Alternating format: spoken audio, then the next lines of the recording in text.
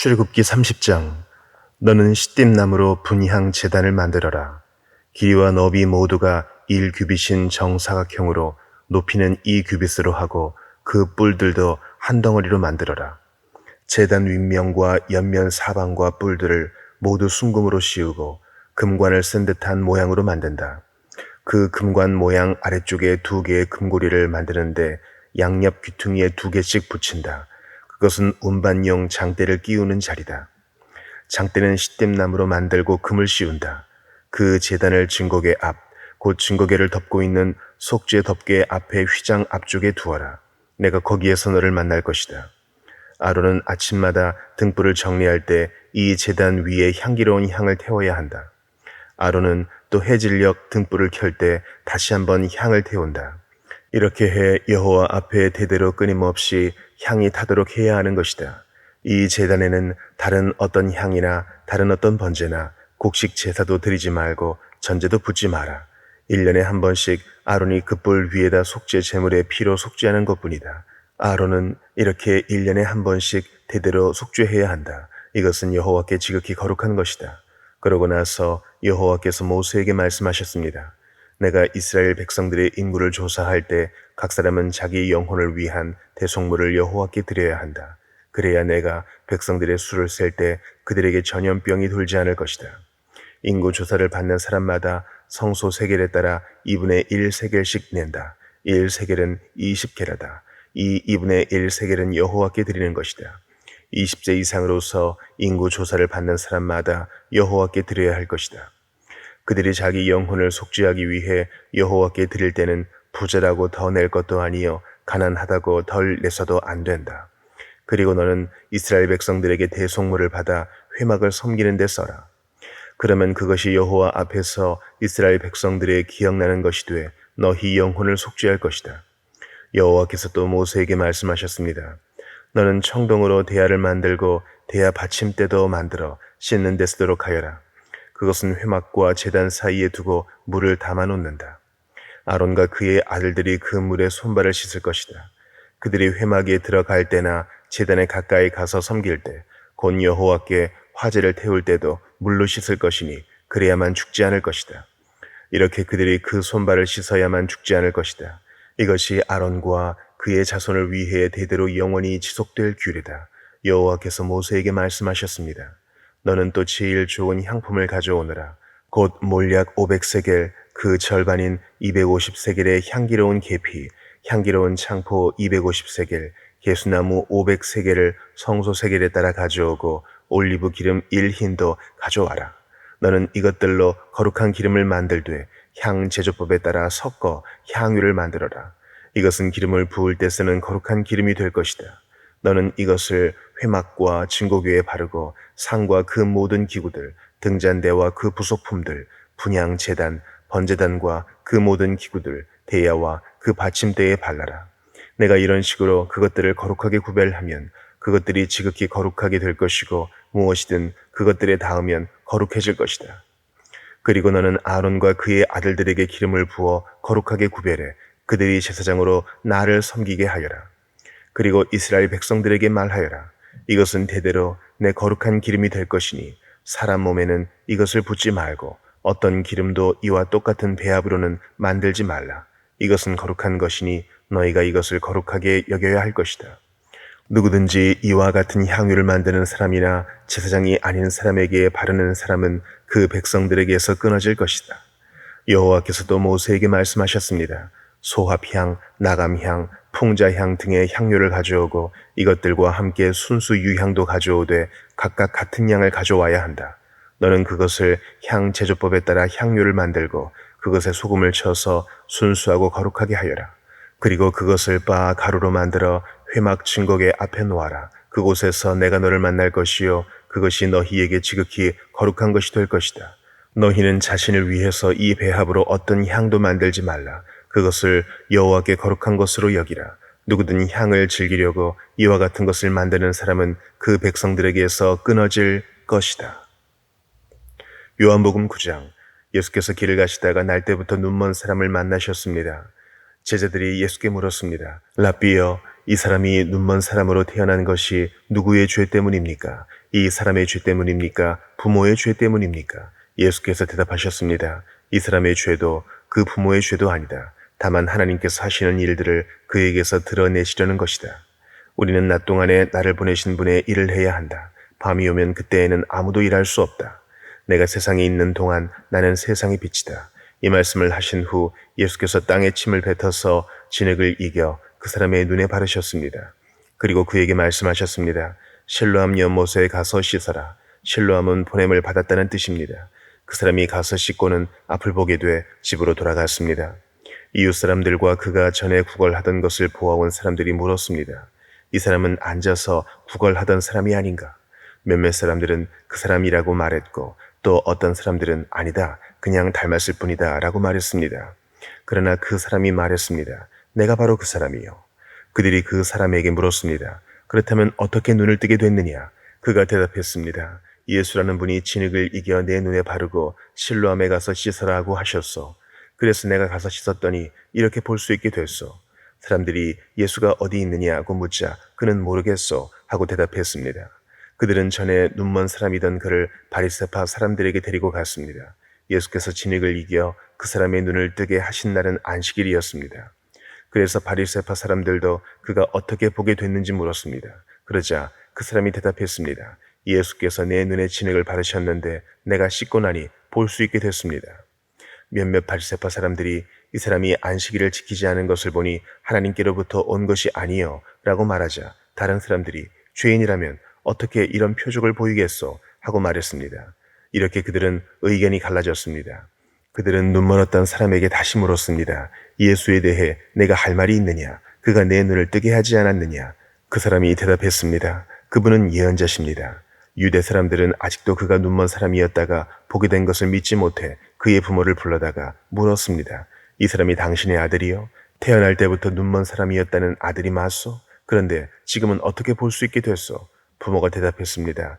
그가 우리 아들이고 날 때부터 눈먼 사람이었다는 것을 우리가 알지만 그가 지금 어떻게 볼 수 있게 됐는지 누가 그 눈을 뜨게 해주었는지는 모릅니다. 그에게 물어보십시오. 그 아이가 다 컸으니 스스로 말할 수 있을 것입니다. 그 부모가 이렇게 말한 것은 유대 사람들이 두려웠기 때문입니다. 유대 사람들은 이미 예수를 그리스도라 인정하는 사람은 누구라도 회당에서 내쫓기로 결정했던 것입니다. 그래서 그 부모가 말하기를 그 아이가 다 컸으니 그에게 직접 물어보십시오 라고 말했던 것입니다. 그들이 전에 눈멀었던 그 사람을 두 번째로 불러서 말했습니다. 하나님께 영광을 돌려라. 우리가 알기로 그 사람은 죄인이다. 그가 대답했습니다. 나는 그분이 죄인인지 아닌지는 모릅니다. 다만 한 가지 아는 것은 내가 전에 눈이 멀었다가 지금은 본다는 것입니다. 그러자 그들이 그에게 물었습니다. 그가 내게 어떻게 했느냐? 그가 어떻게 내 눈을 뜨게 해주었느냐? 그가 대답했습니다. 내가 이미 말씀드렸는데도 당신들은 고지 듣지 않았습니다. 왜 똑같은 말을 자꾸 들으려고 합니까? 당신들도 그분의 제자가 되고 싶습니까? 그러자 그들이 그에게 욕을 하며 말했습니다. 너는 그 사람의 제자이지만 우리는 모세의 제자들이다. 우리는 하나님께서 모세에게 말씀하셨다는 것을 안다. 그러나 그 사람은 어디서 왔는지 알지 못한다. 그가 대답했습니다. 참 이상한 일입니다.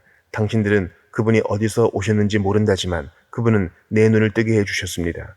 우리가 알다시피 하나님께서는 죄인들의 말은 듣지 않으시지만 하나님을 공경하고 그 뜻을 행하는 사람의 말은 들어주십니다. 창세 이후 누구라도 날 때부터 눈먼 사람의 눈을 뜨게 했다는 말은 들어본 적이 없습니다. 만약 이분이 하나님께로부터 오신 이가 아니라면 아무 일도 하지 못하셨을 것입니다. 그 말에 그들이 대답했습니다. 내가 태어나면서부터 죄 속에 파묻혀 있었으면서 어떻게 감히 우리를 가르치려 하느냐. 그러고 나서 그를 쫓아냈습니다.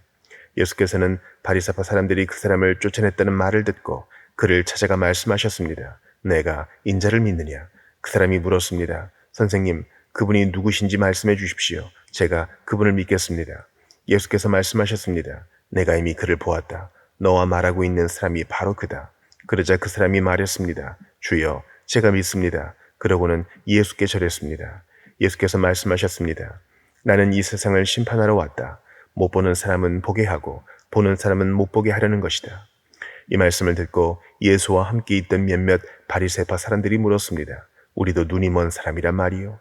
예수께서 말씀하셨습니다. 너희가 눈이 먼 사람이었다면 죄가 없었을 것이다. 그러나 너희가 지금 본다고 하니 너희의 죄가 그대로 남아 있다. 잠언 6장. 내 아들아, 만약 내가 내 친구를 위해 담보를 세우거나 만약 남을 위해 보증을 섰다면 너는 내가 한 말로 덫에 걸린 것이요 내가 한 말에 스스로 잡히게 된 것이다. 내 아들아, 내가 내 친구의 손에 잡혔으니 너는 내 이웃에게 가서 겸손히 간청하여라. 잠을 자지도 말고 졸지도 말고 노루가 사냥꾼의 손에서 벗어나듯이 새가 사냥꾼의 손에서 벗어나듯이 너 자신을 구하여라. 너 게으름뱅이야. 개미에게 가서 그들이 하는 것을 보고 지혜를 얻어라. 개미들은 장군도 감독도 통치자도 없는데 여름에 먹을 것을 저장해두고 추수 때에 양식을 모은다. 너 게으름뱅이야. 너는 언제까지 자겠느냐? 언제 잠에서 깨어 일어나겠느냐? 조금만 더 자자. 조금만 더 눈 좀 붙이자. 조금만 더 손을 모으고 자자 하다가 가난이 강도처럼 내게 이르고 빈곤이 무장한 사람처럼 이르게 될 것이다. 못된 사람, 악한 사람은 거짓말만 하고 다니고 그들은 눈짓과 발짓과 손짓으로 서로 신호를 한다. 또 그들은 마음에 심술이 있어 계속 악한 일을 꾀하며 싸움을 부추긴다. 그러므로 재앙이 한순간에 그들을 덮칠 것이며 그들은 갑자기 파멸해 회복될 수 없을 것이다. 여호와께서 미워하시며 그분이 정말로 싫어하시는 것 67가지가 있다. 곧 거만한 눈, 거짓말하는 혀, 죄 없는 피를 흘리는 손, 악한 계략을 꾸미는 마음, 악한 일을 하려는데 빠른 발, 거짓말을 쏟아붓는 가짜 증인, 형제들 사이에 불화를 심는 사람이다. 내 아들아, 내 아버지의 계명을 지키고 내 어머니의 가르침을 버리지 마라. 그것을 내 마음에 잘 간직하며 내 목에 걸고 다니라. 내가 다닐 때 그것이 너를 인도할 것이요 내가 잘 때 그것이 너를 지켜줄 것이요 내가 깨면 그것이 너와 말을 할 것이다. 이 계명은 등불이요 이 율법은 빛이며 가르침 있는 꾸지람은 생명의 길이니 너를 악한 여자로부터 외간 여자의 아첨하는 말로부터 지켜줄 것이다. 내 마음에서 그 여자의 아름다움을 탐하지 말고 그 여자가 눈짓으로 너를 홀리지 못하게 하여라. 창녀는 내게 빵 한 덩어리만 남게 하고 음란한 여자는 내 귀한 목숨을 빼앗아 간다. 불을 품었는데 그 옷이 타지 않겠느냐? 뜨거운 숯불 위를 걷는데 발이 되지 않겠느냐? 남의 아내와 간음하는 사람도 마찬가지다. 그녀를 건드리는 사람은 죄 없다고 할 수 없을 것이다. 도둑이 굶주려 배를 채우려고 도둑질을 했다면 사람에게 멸시받지는 않으나 그가 잡히면 자기 집의 모든 물건을 내놓아야 하리니 7배로 갚아주어야 한다. 그러나 여자와 간음한 사람은 생각이 모자라는 자니 그렇게 하는 사람은 자기 영혼을 망치는 것이다. 그는 상처를 받고 망신을 당할 것이요 그 수치가 결코 씻겨지지 않을 것이다. 질투가 남편의 분노를 일으키니 그가 원수를 갚는 날에는 용서가 없을 것이다. 그는 어떤 보상도 받지 않을 것이요 내가 아무리 많은 선물을 주더라도 받으려고 하지 않을 것이다. 갈라디아서 5장. 그리스도께서 우리를 해방시켜 주신 것은 자유를 누리게 하기 위함입니다. 그러므로 굳건히 서서 다시는 종의 멍에를 매지 마십시오. 나 바울은 여러분에게 말합니다. 만일 여러분이 할례를 받는다면 그리스도는 여러분에게 아무 유익이 없을 것입니다. 내가 할례를 받는 모든 사람에게 다시 증거합니다. 그런 사람은 율법 전체를 행해야 할 의무가 있습니다. 율법으로 의롭다고 인정받으려고 하는 사람은 그리스도에게서 끊어지고 은혜에서 떨어져 나갔습니다. 그러나 우리는 성령을 통해 믿음으로 인해 의의 소망을 간절히 기다리고 있습니다. 그리스도 예수 안에서는 할례를 받는 것이나 할례를 받지 않는 것이나 아무 소용이 없고 오직 사랑으로 역사하는 믿음뿐입니다. 여러분은 잘 달려왔습니다. 그런데 누가 여러분을 가로막고 진리에 순종치 못하게 했습니까? 그러한 권면은 여러분을 부르신 분에게서 온 것이 아닙니다. 적은 누룩이 반죽 전체를 부풀게 합니다. 나는 여러분이 다른 아무 생각도 품지 않을 것을 확신합니다. 그러나 누구든지 여러분을 혼란에 빠뜨리는 사람은 심판을 받을 것입니다. 형제들이여, 내가 여전히 할례를 전한다면 왜 아직도 핍박을 받겠습니까? 그랬다면 십자가의 걸림돌이 없어졌을 것입니다. 여러분을 선동하는 사람들은 차라리 스스로를 거스해 버렸으면 좋겠습니다. 형제들이여, 하나님은 여러분을 부르셔서 자유하게 하셨습니다. 그러나 그 자유를 육체의 만족을 위한 기회로 삼지 말고 도리어 사랑으로 서로 종노릇 하십시오. 왜냐하면 모든 율법이 내 이웃을 내 자신과 같이 사랑하라고 하신 한마디 말씀 안에서 완성되기 때문입니다.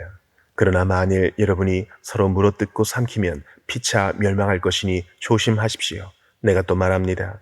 여러분은 성령을 따라 행하십시오. 그러면 결코 육체의 욕망을 채우려고 하지 않게 될 것입니다. 육체의 욕망은 성령을 거스르고 성령의 욕망은 육체를 거스릅니다. 이 둘은 서로 상반되기 때문에 여러분이 원하는 것들을 할 수 없게 합니다. 그러나 만일 여러분이 성령의 인도를 받는다면 여러분은 율법 아래 있지 않습니다. 육체의 일들은 명백합니다. 곧 음행과 더러움과 방종과 우상 숭배와 마술과 원수 맺음과 다툼과 시기와 분노와 이기심과 분열과 분파와 질투와 술 취함과 방탕과 또 이와 같은 것들입니다. 내가 전에 경고한 것처럼 지금도 경고합니다. 이런 일을 행하는 사람들은 하나님 나라를 상속받지 못할 것입니다. 그러나 성령의 열매는 사랑과 기쁨과 화평과 오래 참음과 친절과 선함과 신실함과 온유와 절제입니다. 이런 것들을 금지할 율법은 없습니다. 그리스도 예수께 속한 사람들은 육체와 함께 그 정욕과 욕망을 십자가에 못 박았습니다. 만일 우리가 성령으로 산다면 또한 성령을 따라 행합시다. 헛된 영광을 구해 서로 노엽게 하거나 질투하지 않도록 합시다.